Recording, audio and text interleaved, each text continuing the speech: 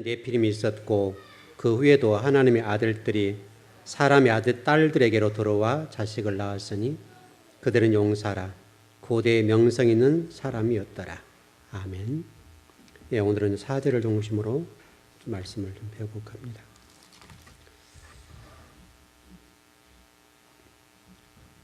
그 독일의 철학자라고 할 수 있습니까? 니체라고 하는 철학자 있죠. 그분은 목사님의 아들이셨고, 그분이 유명한 말을 했죠. 독일 그리스도인을 향해서 신은 죽었다. 이거를 좀 잘못 해석을 해가지고 한국 교회가 니체는 하나님 안 믿었다 이렇게 해석을 해버렸는데 그 해석은 바르지 않죠. 니체가 신은 죽었다라고 하는 말은 니체가 하나님 안 믿는다는 말이 아니에요. 신이 죽었다는 말은 독일 그리스도인들에게 있어서 신 존재를 인정하지만 하나님 안 믿는 껍데기 신앙, 무늬만 그리스도인, 삶 속에 전혀 그리스도와 어떤 연관되지 않는 삶을 살아가는 이 독일 그리스도인을 향해서 하나님 돌아가셨다. 이렇게 얘기를 한 거죠. 과연 그렇다면 우리가 지금 이제 좀 돌이켜서 우리 한국 교회를 보고 우리를 보면 우리 그리스도인들은 과연 지금 어떤 하나님을 믿고 있나? 우리가 믿고 있는 지금 하나님은 어떤 하나님이냐 이거예요. 우리 교회에서 말씀 많이 배우는 편인데 여러분에게 한 가지 질문을 드리자면 여러분이 믿고 있는 하나님은 어떤 분이냐 이거예요. 어떤 분? 이게 상당히 우리가 좀 다시 한번 질문을 던져봐야죠. 여러분 스스로가 이 문제는 질문하고 답을 해보셔야 돼요.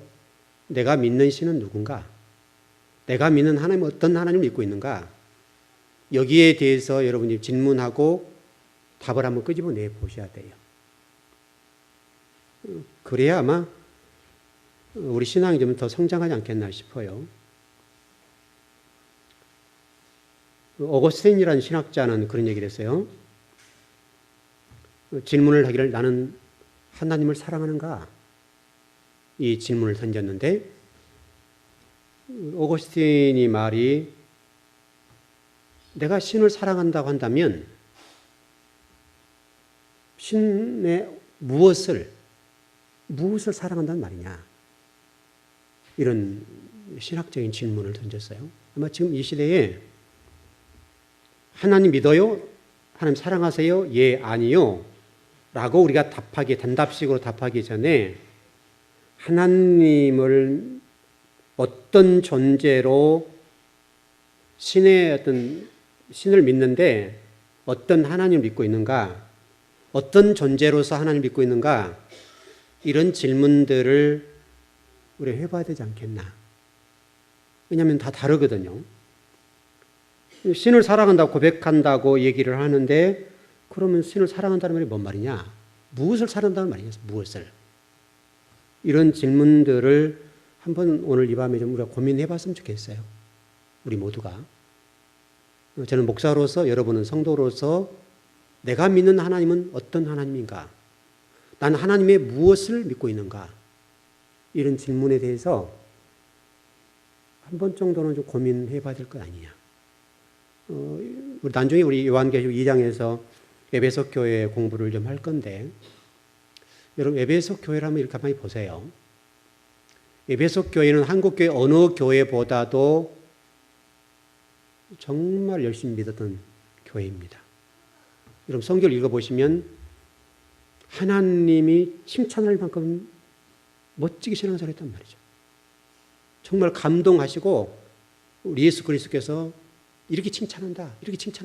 너희들이 이렇게 이단도 쫓아내고 교리적으로도 완벽하고 너희들 행위로도 완벽하게 했다. 너희들 굉장했다. 여러분 읽어보시면 다 칭찬이잖아요. 그런데 한 가지 놓쳤다. 우리 이 질문을 해보자는 거예요. 그 한 가지 놓친 게 무엇이었는가 하면 너 첫사랑 잊어버렸어. 그 얘기를 하셨거든요. 그럼 이 첫사랑이라는 게 뭐냐 이거예요. 첫사랑. 우리 지금 신앙생활 하면서 마치 하나님의 껍데기를 붙잡고 어떤 우리의 어떤 삶 속에서 살아가는 어떤 모습들이 있는데, 그러면서 우리가 고백하는 것은 하나님 사랑해요, 나 하나님 열심히 믿어 라고 고백하는 것과 똑같다 이거, 에베소 교회 향해서. 그래서 에베소서 1장 14절까지 보면 믿는다고 하는 게 뭐냐, 그 첫사랑이 뭐냐에 대해서 쭉 설명을 해놨어요. 나중에 우리 공부를 할 건데, 여러분 스스로가 오늘 저녁에 한번 고민해 볼 것은, 하나님은 나에게 있어서 어떤 존재이냐, 어떤 존재. 하나님은 나에게 있어서 어떤 존재로 지금 계시는가. 너무나 좀 어렵게 나갔습니까? 나에게 있어서 하나님 어떤 존재이냐, 어떤 존재. 이 문제가 우리에게 좀 정리가 되지 않을까 싶습니다. 구체적으로 우리 에베소 교회 공부할 때 구체 좀 할 건데, 여러분 그 호세아서 우리 지금 아침 공부하고 있죠. 묵상하고 있는데, 호세아서의 오늘 6장이었습니까? 오늘 6장 내용 보면 여호와를 알라. 어제 아침에 했던가요? 여호와를 알라, 힘써 여호와를 알라. 그렇게 됐죠. 여러분 이 문구를 잘 이해하셔야 돼요. 여호와를 알라. 다 이렇게 질문해 볼까요? 하나님에 대해 안다. 하나님에 대해 안다라고 하는 것과 하나님을 안다고 하는 것은 굉장히 다른 거예요. 하나님을 알아, 하나님을 안다라고 하는 것과 하나님에 대해 안다. 어쨌든 설명이 여러분 가능합니까? 하나님에 대해 아는 것과 하나님을 아는 것 차이가 뭐예요, 여러분? 별 차이가 없는 것 같이 보이는데 엄청난 차이거든요. 하나님을 알아라, 안다, 내가. 하나님에 대해 알아. 여러분 말귀가 별로 글자 몇 개 안 틀리는데, 하나님에 대해 아는 것과 하나님을 아는 것은 하늘과 땅이에요. 그런데 우리가 지금 신앙생활하는 성도들이 하나님에 대해서 아는 거예요. 하나님에 대해서 알고 있다고, 하나님에 대해서. 여러분 이제 그거 한번 집에서 풀어보세요. 숙제가 뭔가. 하나님에 대해서 아는 것과 하나님을 아는 것의 차이점이 뭐냐예요. 엄청난 차이입니다, 여러분. 그래서 호세아서 6장에서는 여호와를 알라, 힘써 여호와를 알라. 그렇게 됐어요, 여러분. 그래서 호세아서 만일에 하나님에 대해 알아라 이렇게 말씀이 연결되어 있지 않고 하나님을 알아, 하나님에 대해 알아라 이렇게 말씀하지 않았다는 거예요. 이것은 여러분 하늘과 땅만큼이나 하나님을 이해하는 데 있어서 또 섬기는 데 있어서 차이점이 있습니다. 근데 대부분의 우리 지금 현대 그리스도인들의 신앙이 어디냐면 하나님에 대해서 알아요. 하나님에 대해서 안다고요.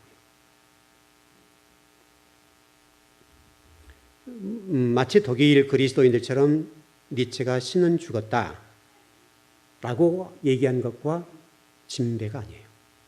현재 우리 한국교회 성도 모습들이 하나님에 대해서 아는 거예요. 그러니까 우리 삶은 언제든지 내 유익을 위해서 하나님을 이게 어느 방에 가둘 수 있어요. 하나님을 내가 마음대로 움직일 수 있고 하나님 마음대로 내가 이렇게 조절할 수가 있어요. 하나님 마음대로 내 마음대로 움직일 수 있어요.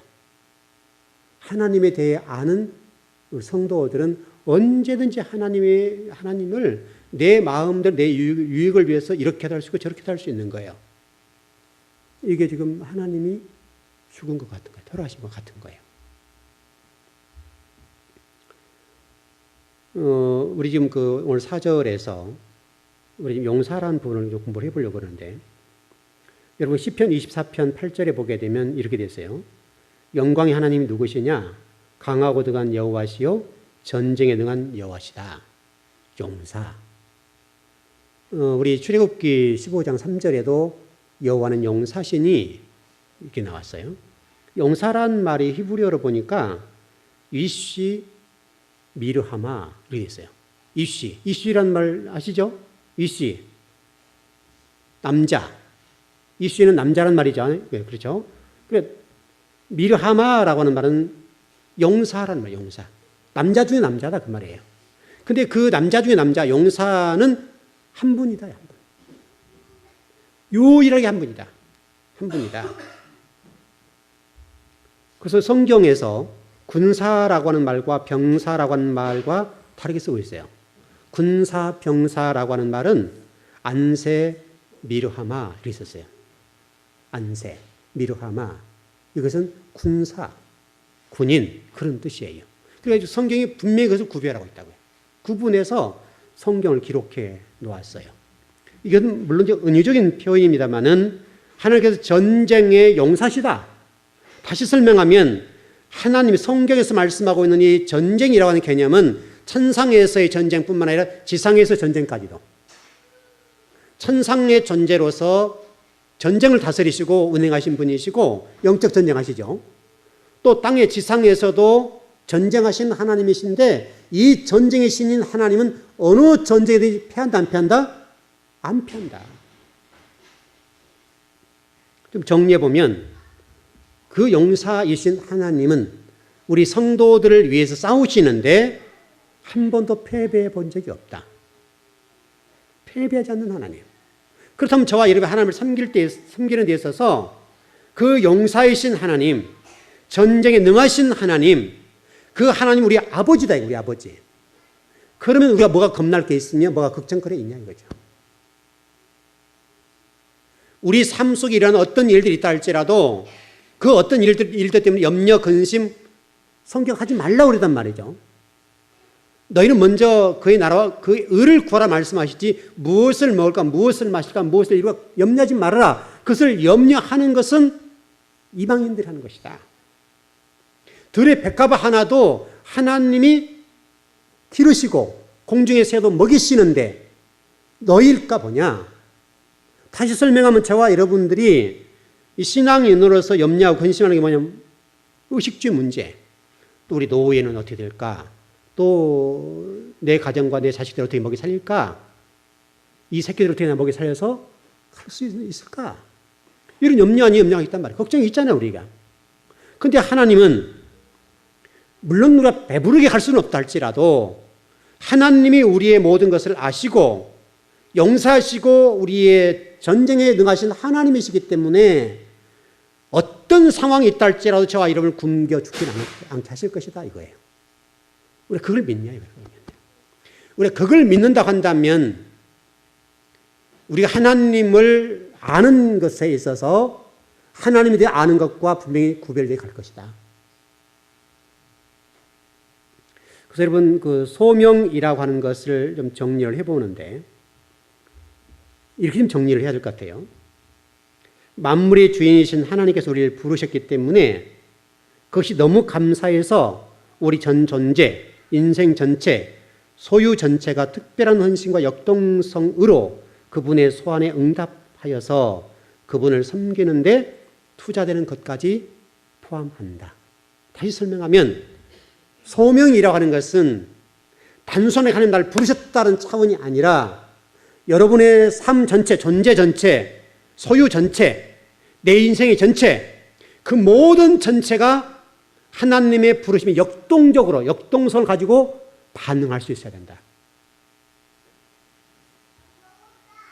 예를 들어서 우리가 몸이라고 이렇게 합시다, 그냥. 우리가 몸을 이렇게 사용할 때, 주인님, 저는 오른손만 오늘 쓰세요. 왼손은 저 오늘 못 써요. 이게 소명된 거 안 된 거예요? 안 된 거죠.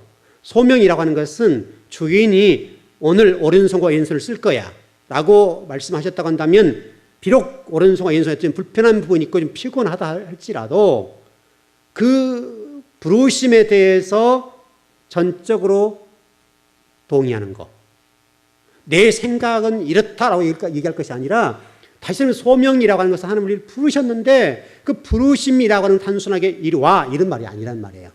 우리 삶 전체, 존재 전체와 내 소유 전체가 하나님의 어떤 사역을 위해서 하나님 나를 건설하는 데 있어서 역동성을 가지고 쓰임받도록 나를 들여버리는 것. 이게 소명이라고 해요.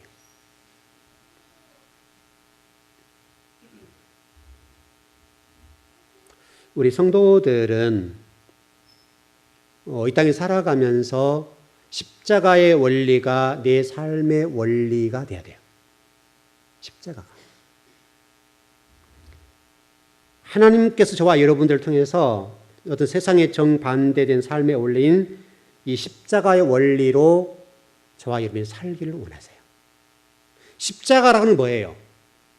나를 죽여서 다른 사람을 유익게 만드는 거잖아요. 여러분이 십자가 지고 죽으란 말은 아니잖아요, 지금. 우리 지금 신앙생활하는 속에서 교회와 가정, 이웃과의 관계 속에서 내가 죽어줌으로 내 가정이 평안하고 내가 죽어줌으로 남편과 아내가 행복할 수 있다면 죽어주는 거죠. 그것이 십자가의 원리죠. 그런데 이 십자가의 원리가 여러분과 제 삶 속에서 얼마나 역동적으로 움직여지는가, 이 문제예요. 대부분이 우리가 내 개인적인 어떤 생각의 지배를 받아서 하나님의 전도 섬기게 되고 하나님 나라를 위해서 일하기도 하고 가정 생활도 하게 되는 걸 보면 우리가 이 성도로서의 삶이 십자가 원리가 그대로 적용되지 않는 것들을 많이 볼 수가 있어요. 그래서 십자가의 원리가 여러분과 저의 삶 속에서 이루어져야 되겠는데, 그래서 지금 성도들이 지금 세상 속에 추구하는 게 뭐냐면, 지금 교회도 그렇습니다만은 세상의 삶의 원리, 이걸 지금 추구하고 있죠. 그래서 이제 요즘 그 많이 나온 단어가 뭐 몇 년 전부터 많이 나왔는데 재테크라는 단어가 많이 나오죠. 이런 단어들이.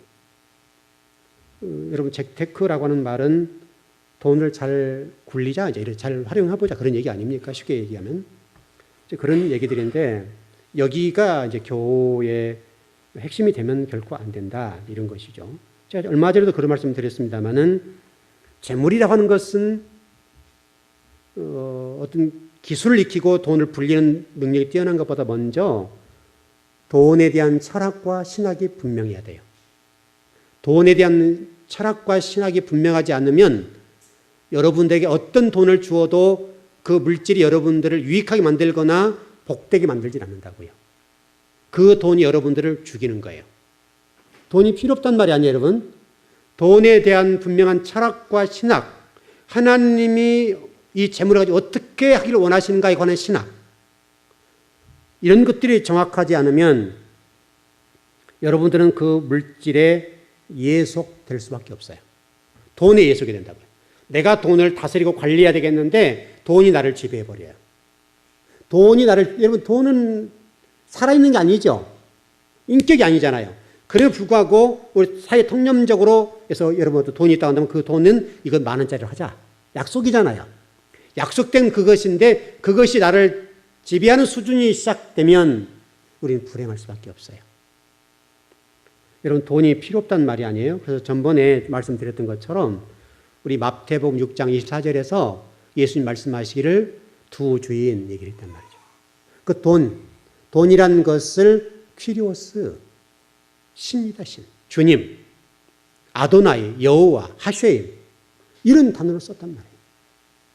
그래서 예수님이 쓰신 거예요, 예수님이. 예수님께서 돈이라는 단어에 퀴리오스라고 썼어요. 퀴리오스. 주님이다, 주님. 그리고 이 돈이라는 것을 재물이라고 이제 보는 건데, 헬라어에 보니까 이게 마모나라고 하는 단어인데, 원형어로 뭐냐면 맘모나스. 맘모니즘 아시죠? 그렇게 됐다, 그렇게. 근데 그 뜻을 보면 더 놀라운 것인데, 믿다, 신뢰하다, 아멘. 그런 단어가 거기 나왔단 말이에요. 이 고대의 재물이라고 하는 것은 재물과 맘모나스는 동의예요. 동의. 재물과 맘모나스는 동의여서 재물과 맘모는 똑같은 말.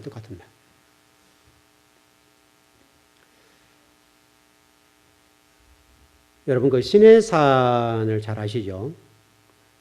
시내산에서 모세가 하나님을 대면하기 위해서 올라갔을 때 아론과 이스라엘 백성들이 금가락지, 은가락지 뽑아서 금송아지 만들어서 찬양을 시작했죠. 이 모습이 만몬이죠. 우리 성경을 좀 하나 찾아보시죠.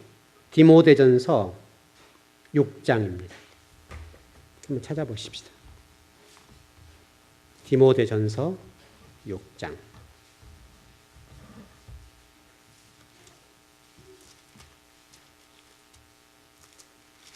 네, 3절에서 10절까지만 보실까요? 네. 시작. 누구든지 다른 교훈을 하며 바른 말 곧 우리 주 예수 그리스도의 말씀과 경건에 관한 교훈을 따르지 아니하면 그는 교만하여 아무것도 알지 못하고 변론과 언쟁을 좋아하는 자니 이로써 투기와 분쟁과 비방과 악한 생각이 나며 마음이 부패하여지고 진리를 잃어버려 경건을 유익의 방도로 생각하는 자들의 다툼이 일어났느니라. 그러나 자족하는 마음이 있으면 경건은 큰 이익이 되느니라. 우리가 세상에 아무것도 가지고 온 것이 없음에 또한 아무것도 가지고 가지 못하리니 우리가 먹을 것과 입을 것이 있은즉 족한 줄로 알 것이니라. 부하려 하는 자들은 시험과 올무와 여러 가지 어리석고 해로운 욕심에 떨어지나니 곧 사람으로 파멸과 멸망에 빠지게 하는 것이라. 돈을 사랑함이 일만하게 뿌리가 되나니 이것을 탐내는 자들은 미혹을 받아 믿음에서 떠나 많은 근심으로서 자기를 찔렀도다. 아멘. 여러분 잘 읽어보셨는데 우리 성경에 보면 우리 마태복음 5장 3절에 보면 그렇게 돼 있죠. 심령이 가난한 자는 복이 있나니. 심령. 누가복음에서는 가난한 자는 복이 있나니. 참 역설이잖아 이게. 어떻게 가난한데 복이 있으면 심령이 가난하면 어떻게 복이 있냐 이거예요. 근데 성경은 그렇게 좀 설명하는 건데 심령이 가난하다. 이 말은 좀 정리해 보면 마치 이런 것 같은 거예요. 그 세리가 어떤 회계를 시작하면서 그의 어떤 재산들을 내놓는 과정들을 좀 설명하고 있고 또 가난한 자 입장에서 참 어렵게 살아가는 그런 모습도 보여주고 있습니다. 그런데 그때 바리새인들과의 비교가 되는 모습이 성경에 그려지고 있는데 바리새인과 세리의 모습을 그려주죠. 바리새인들은 의를 드리려고 어떤 사거리에서 기도하고 금식하고 그러나 이 세리는 그러지 못했죠. 나는 죄인이다. 이런 심정을 가지고 살았단 말이죠. 바로 우리에게 지금 저와 여러분들이 그런 모습으로 살아야 되는 것은 아니냐. 이것은 겸손이라고 하는 단어로 정리를 해볼 수가 있습니다. 그래서 저와 여러분이 지금 겸손한 자로 살게 되면 이런 물질 문제에 매이지 않게 될 텐데 이 물질무에 매여서 올무가 돼버리거나 시험에 받게 되면 해로운 욕심에 빠지게 되면 그 사람은 파멸로 인도하게 된다. 참 그 성경은 참 돈에 대해서 상당히 예민하게 기록됐단 말이죠. 근데 그럼에도 불구하고 성경에 복받는 방법이 7,000가지 나와 있죠. 7,000가지나. 우리 일제를 공부했는데 여러분들이 얼마나 그 소화가 됐는지 잘 모르겠는데 한번 제가 오늘 금요일을 준비하면서 그 준비해놨던 자료들 제가 한번 다 봐봤어요. 그래서 형통의 비결이라는 제가 설교를 29번인가 했었어요. 여러분에게. 근데 아마도 다 잊어버렸을 거예요. 몇 년 전에 했기 때문에 다 잊어버렸을 텐데 조금 아마 기회가 되면 제가 한번 전해드리려고 그래요. 또 새로운 성도들 많이 모셨고 그래서 이거는 다시 알아도 여러분들 유익할 것 같아서 아마 이 창세기 공부하다 같이 좀 이렇게 그 부분을 조금 다뤄보려고 그래요. 여러분 아마 다룰 시간이 되면 여러분이 또 유익이 될 거니까 또 한번 잘 들어보시기 바랍니다. 어떻든 간에 여러분과 저는 물질에 관해서는 청지기적인 입장이 되셔야 돼요. 청지기라고 하는 것은 주인이 누구라는 거예요? 하나님 거고 나는 뭐예요? 관리하는 사람. 관리하는 자의 입장에 서 있으면 간단해요. 근데 우리가 이것을 욕심을 내려고 하니까 문제가 되는 거예요. 여러분 아마 우리 인생을 살아보면서 그런 거 많이 느낄 텐데요. 어떤 분들 보면 저희 작은아버지 예를 들어보시죠. 뭐 여러분들 또 다른 분 예를 들기는 그러니까. 저 작은아버지 예를 제가 여러분 한번 들었을 것 같은데 참 고생 많이 하셨거든요. 고생 많이 하시고 서울에 올라와서 폐지 줍기부터 시작하셨어요. 아주 근면하신 분이에요. 폐지 줍는 것부터 시작해서 자전거로 뭐 그때는 뭐 거쳐도 마땅치 않고 그러니까 그냥 보따리 싸고 올라와서 아마 그때 뭐 집이 변변했겠습니까? 뭐 지하방이나 이렇게 좀 사셨겠죠. 거기에서 어떤 그 옛날에 자전거 가운데 그 표준말이 된지 모르겠는데 짐발이라고 아시죠? 그 짐을 많이 실은 자전거. 예, 짐 자전거. 그 뒤에가 크고 좀 큰 게 있었습니다. 그 자전거를 사셔가지고 그 자전거로 동네를 돌아다니시면서 폐지부터 줍기 시작하셨어요. 폐지. 그 주스시고 그 다음에 조금 돈이 모아지고 그래서 연탄장 사시고 나중에 뭐 사전도 하시고 그렇게 해서 돈을 많이 버셨거든요. 많이 버셨는데 많이 벌어서 살 만큼 되셨어요. 집도 몇 채 사셨고 또 땅도 좀 사셨고 돈도 현금도 많이 있고 또 아주 뭐 부자죠. 부자인데 딱 살만하고 이제는 뭐 괜찮겠다 싶었단 말이죠. 그러셨는데 병에 걸려서 49에 돌아가셨어요. 좀 안 된 예죠. 그러니까 좀 살만하면 사람이 죽더라고요. 우리가 이걸 좀 빨리 알았으면 좋겠어요. 여러분과 제가 마지막 제가 여러분들 임종 예배를 드려 기도할 때 목사님 제가 이제 그때 그 말씀 이제 알았어요. 이렇게 하지 마시고 빨리 좀 깨달았으면 좋겠어요. 그거 별거 아니에요. 여러분 돈이 없어야 된다 있어야 된다 이런 얘기 아니에요. 여러분 돈이 있으면 좋아요. 근데 돈을 잘 쓰라는 얘기죠. 대부분의 사람들이 돈을 벌어놓고 살만하면 돌아가시더라고요. 이게 지금 모든 사람들이 그래요. 모든 사람들이. 아, 저분 이제 살만해 잘 살겠네 하면 딱 돌아가셔요. 그러면 너무너무 부끄러워. 너무너무 안 됐고. 뭐 작은아버지니까 그 과정을 다 알잖아요. 제가. 다 알기 때문에 얼마나 마음이 안 좋은지 몰라요. 그런데 그 후대들은 그것 때문에 떵떵거려 사는 거예요. 떵떵거려. 그러면 아버지가 나를 고생해서 돈 벌어줬다. 그 말 많이 할 것 같습니까? 별로 그런 것 같지 않아요. 보니까 그 동생 이제 사촌 동생 결혼식 위해서 그 가족과 이게 상견례 있죠. 상견례 어떤 모임이 있는데 그때 그런 얘기를 하셨다고 그래요. 저희 어머니가 같이 참석하셨는데 이제 그 사돈 쪽에서 얘기하기를 사돈 어떻게 해서 돈을 많이 모으셨어요? 그러니까 고생해서 모았습니다. 그러니까 그 사돈 한 얘기가 참 남편도 없이 일 많이 쓰셨네요. 그러시더라는 거예요. 실질적으로는 사건합작 예를 들어 다 버리는 거거든요. 자그마한 누리는 자 입장이거든요. 정말 다 그래. 물론 같이 고생하셨지만은 그 돈 번 이후로는 일 안 하셨거든요. 그 나온 세들 받아, 집 세들 나온 거 받아 살고, 뭐 여러 저는 이자 받아 먹고 살고, 그렇게 편하게 사셨단 말이에요. 그렇게 얘기하는데, 거기에 대해서, 아, 우리 신랑이 고생하셨습니다. 이 말 안 하더라는 거예요. 그러니까 이제 저희 어머니 입장에서는 상당히 서운한 것이죠. 사람이 그렇더라는 거예요. 그렇더라는 거. 여러분과 제가 자족의 은혜를 알고, 그때그때 주신 은혜를 따라서 감사하며 삽시다. 오늘 성경도 그렇게 디모데 전서에 그랬잖아요. 있는 것에 자족한 줄 알고 먹을 거 있으면 행복한 줄 알아. 그런 데 있잖아요. 여러분 굶지는 않잖아요. 적어도 조금 돌아가는 것이 소리가 나죠. 이가 잘 안 맞아가지고 이게 좀 잘 돌았으면 좋겠다. 여러분만 고민하는 건 아니에요. 저는 교회에 섬기면서요.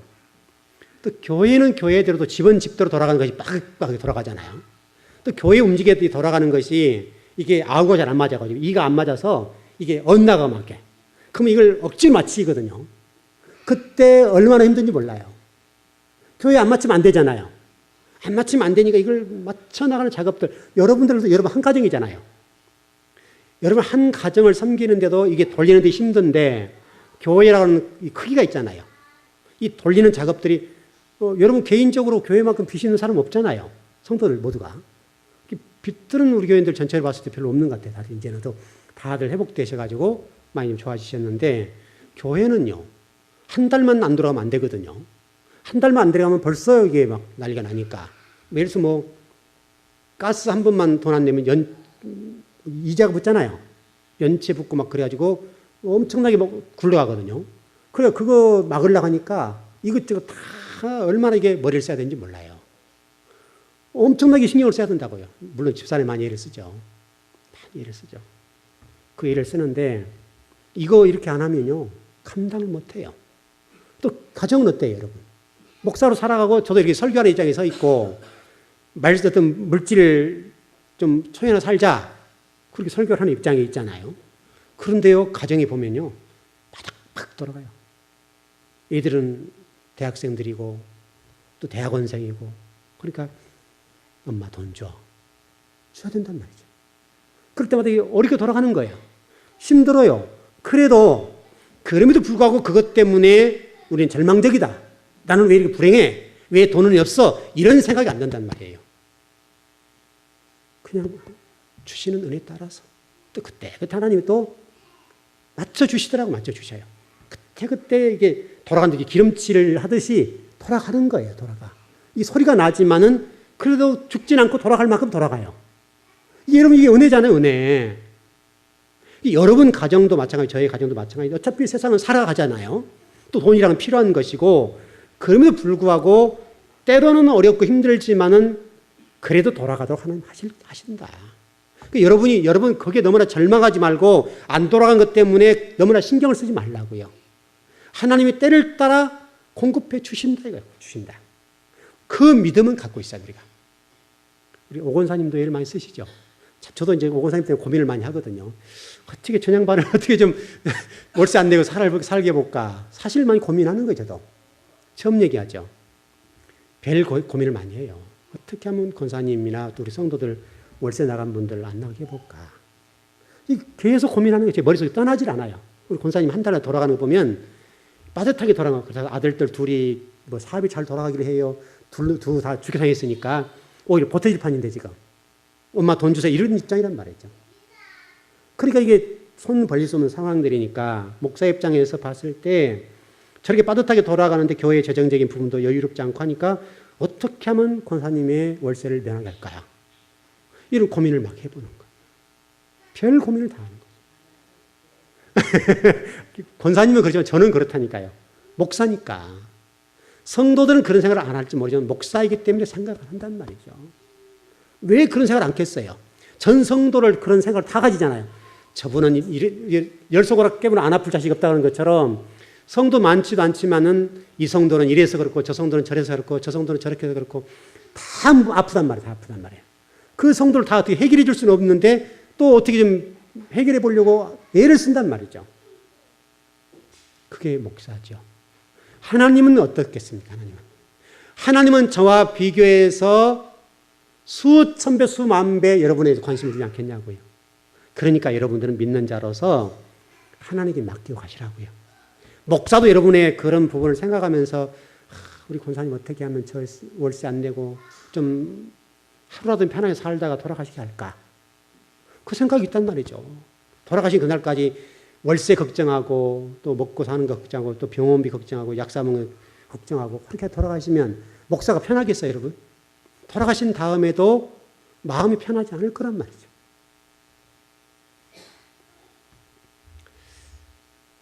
하나님은요, 여러분에 대해서 저보다 더 잘 아시고, 우리 요한계시록에도 보게 되면 여러분에 대해서 속속들이 한시도 떠나지 않고 속속들이 다 알고 계신다.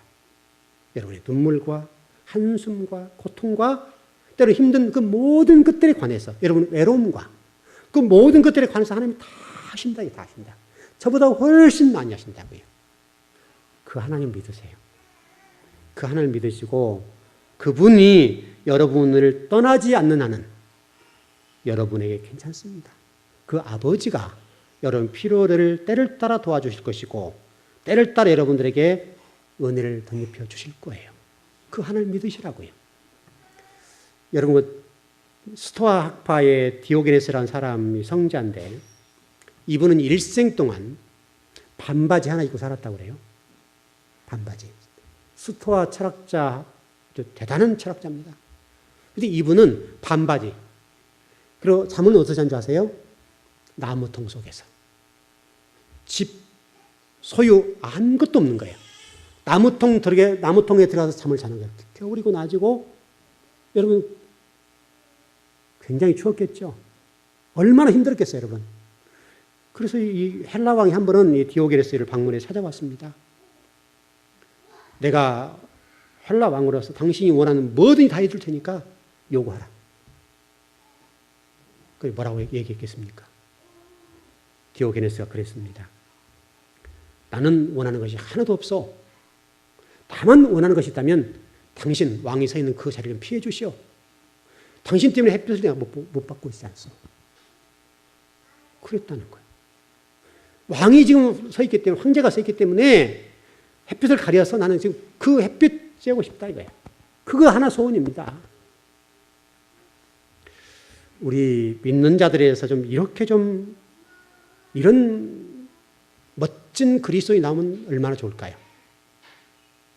이런 성도가 나올 수 있다면 얼마나 좋을까? 여러분 그 마태복음 16장에 19장에서 부자 청년이 예수님과 대화하는 장면이 나오죠. 그래서 이런 질문이 나옵니다. 내가 무슨 선한 일을 해야 내가 영생을 얻을까요? 라고 하는 청년의 질문이죠. 주님 말씀하시기를 계명을 지켜라. 그 청년 하는 말이 저 계명 다 지켰습니다. 그러니까 자기는 완벽하다, 이게 완벽하다. 그러니까 예수님께서 말씀하시기를 내가 온전하고자 한다고 한다면 네 소유를 팔아서 가난한 자에게 주어라. 그러니까 그 청년이 근심하고 돌아갔더라. 그러면 율법을 행했다 이 말인데, 계명을 지켰다는 말인데, 계명을 지켰다는 이 말이 완전하냐 이거예요. 많은 재물을 쌓아서 그 재물을 가지고 자기 것으로 생각하고 그걸 가지고 관리자 입장이 아닌 가난한 사람이 나눠주지 못할 만큼의 재물이 있었다라고 한다면 과연 계명을 지킨 자이냐 이거죠. 결국 계명은 안 지킨 거잖아요. 여러분 그 구약 성경에 보시게 되면 계명을 지키는 데 있어서 예를 들어서 11조 하나만 얘기한다 하더라도 여러분 11조가 10에 3조를 드리는 거 아시죠?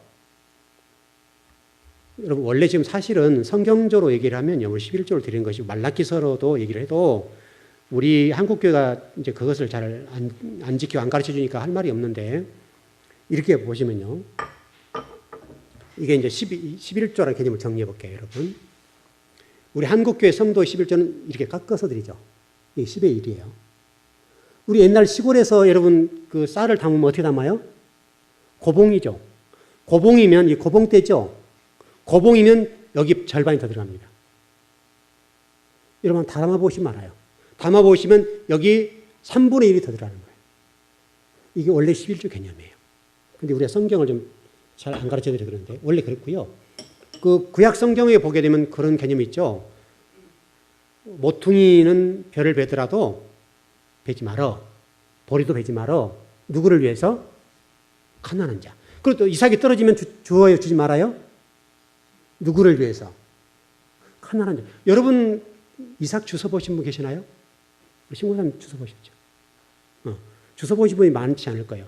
우리 이중 권사님은 안 해보시기 모를 것이고, 또 오 권사님 주워 보셨나요? 우리 윤 집사님.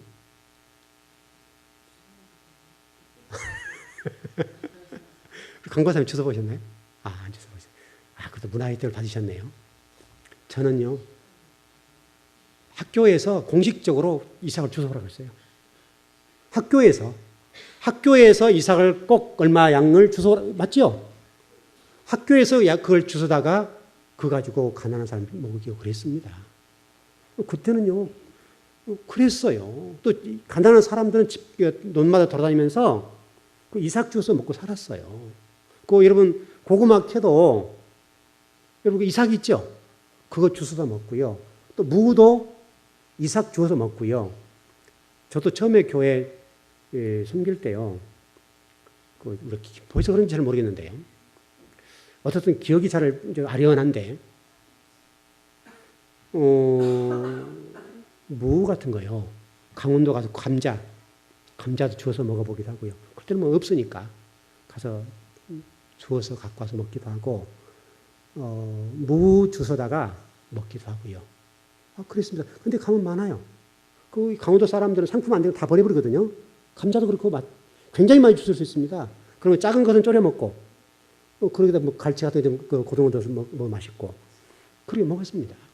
그게 옛날 얘기가 아니라니까요. 제가 목회하면서 얼마 안 된 얘기예요. 그게 한 10여 년 왔다 갔다. 이 점에도 목회자로서 그랬단 말이죠. 여러분들은 그거 안 하고 문화혜택에서 받으셔서 잘 사신 거 아닙니까? 다 이삭 주워 먹고 살고, 고구마도 그렇고, 뭐 보리, 감자, 할 것 없이 다 주워 먹고 살았단 말이죠. 여러분과 제가 인생을 살아가면서 지금 여러분 먹고 살고 굶지 않는 거, 그 하나만 해도 감사하십시다. 감사 조건이 안 되시나요? 그냥 목사님 좀 더 많이 써도 좋을 텐데. 그래도 우리 잘 살잖아요. 세계 3%만 목욕을 할 수 있다고 그래요. 샤워할 수 있는 시설을 가지고 있는 나라와 민족이 3%밖에 안 된다는 거예요. 우리 국민들이 얼마나 지금 잘 사는 건데요. 우리 상대적인 빈곤의 문제지 너무너무 잘 사는 거예요, 지금. 또 우리 웬만큼 하면 다 먹고 살잖아요, 지금.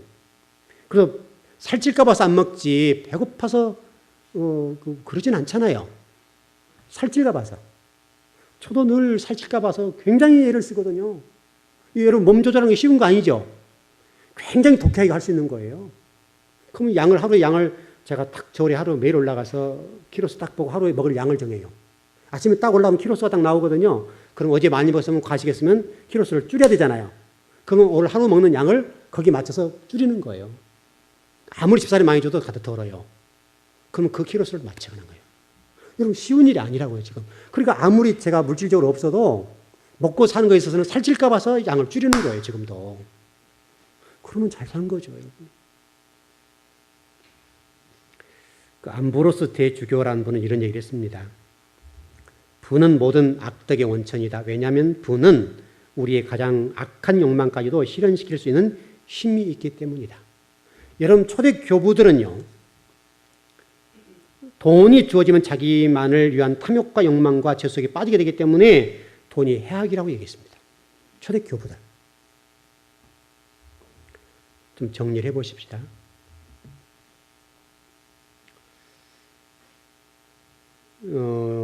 여러분들이 하나님의 어떤 은혜로 지금 살아가고 계시고 또 하나님이 여러분 부으셔서 여기까지 왔습니다.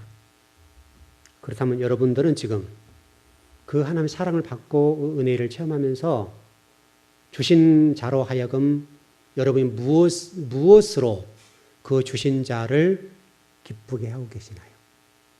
주신 자로 하여금.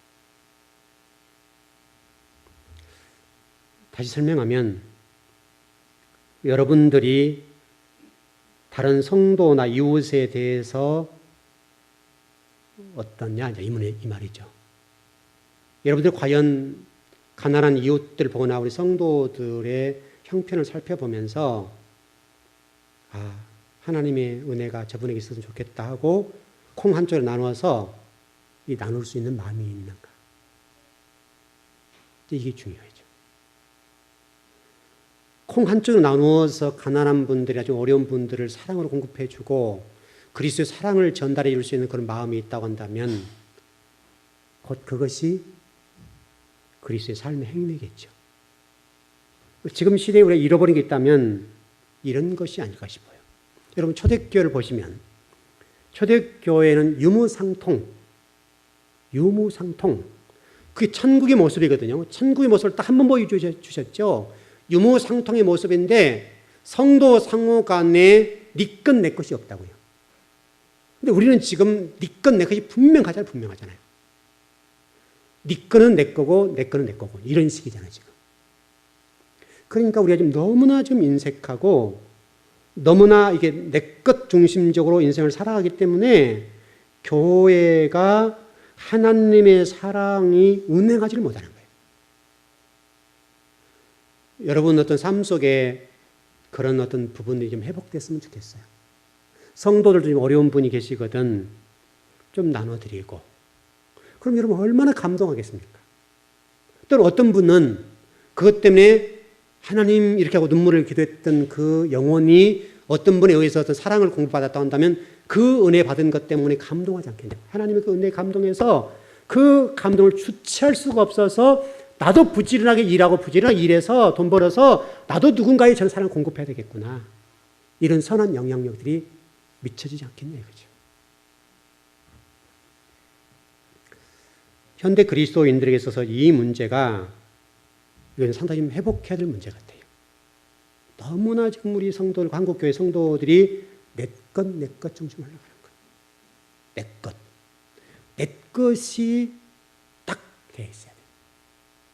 나눔이라고 하는 것들이 전혀 지금 이루어지지 않고 있어요. 교회도 마찬가지고 우리 성도도 마찬가지인데 우리 교회도 좀 나눔에 관해서 많이 신경을 써야 되겠죠. 그래서 우리 교회도 그렇게 할 겁니다. 분명히 할 건데 여러분들이 그런 얘기를 하지 않아도 우리 모두가 그런 나눔에 대해서 좀 신경을 쓰고 성도들을 어려우면 좀 사랑을 공급하고 여러분 얼마나 좋습니까? 권사님, 제가 권사님 기도하면서 하나님 마음을 주셨어요. 우리 같이 식사 함께 하지요. 여러분 좋아요, 안 좋아요? 별로 안 좋으셔요?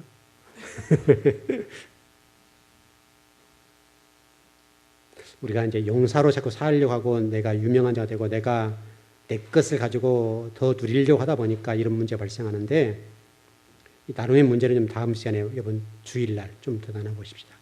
이 문제는 아주 중요한 문제여서 주일날 좀 나눠보기로 하고요. 결론을 정리해보면 여러분이 용사가 되기 원한다면 나눌 수 없습니다. 나눌 수가 없습니다. 여러분이 소유의 개념에서 거기 강하게 여러분을 지배해버리면 그리스도의 사랑을 증거할 수가 없습니다. 물질로만 이렇게 나눈 거 아니에요. 마음으로, 물질을 예로 들은 거지만 마음을 나눌 수 있습니다. 위로해 줄 수 있습니다. 물질 없는 그렇게 할 수 있죠. 또 기도해 드릴 수 있습니다. 꼭 물질만 얘기하는 게 아니에요. 여러분 성들이 힘들고 어려울 때 위로해 주는 그 한마디 그것이 얼마나 힘이 되는지 모르잖아요. 집사님 내가 기도하고 있어. 좀만 참아봐. 하나님 은혜 주실 거야. 하나님 반드시 도와주실 거야.